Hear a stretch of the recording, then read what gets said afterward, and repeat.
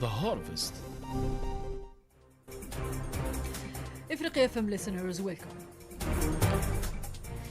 Let's start with Gabon, where the country recorded an 87.21% voter turnout in Saturday's presidential election, the first since the military ousted Ali Bongo's regime. Interim leader General Bisco Nguema, who led the transition, is the front runner among 8 candidates. Vote counting began after polls closed, with results expected on Monday.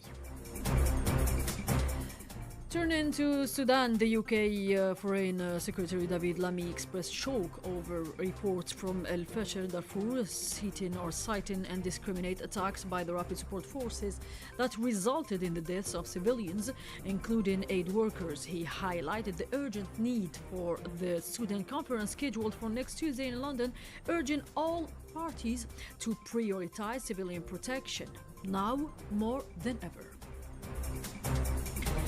Kenya, the country, is set to cancel a $1.4 billion highway expansion deal signed in 2020 with a French consortium. The project, which aims to transform 140 kilometers of single-lane road between Nairobi and Nakuru into a multi-lane highway, is now expected to be handed over to a Chinese company following government efforts to renegotiate contract terms.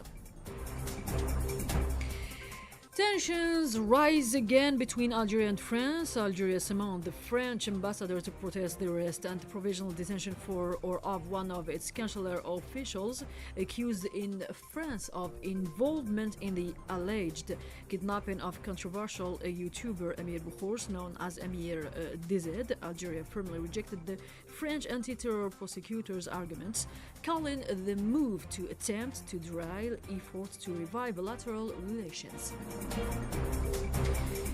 Algerian Foreign Minister Ahmed Attaf is in Addis Ababa to co-chair the 5th Algerian-Ethiopian Joint Commission with his Ethiopian counterpart. The visit aims to assess bilateral cooperation and define new projects or objectives in priority sectors, including legal frameworks and joint initiatives. Let's talk about climate. Ethiopia will host the next African Climate Summit in September 2025. This major event approved at the last African Union Summit aims to unify African voices on climate issues and strengthen the continent's position in global negotiations. And let's talk now about health. Measles is making a concerning comeback in several African countries where health systems often lack adequate vaccine coverage. The disease remains a deadly threat, especially for children.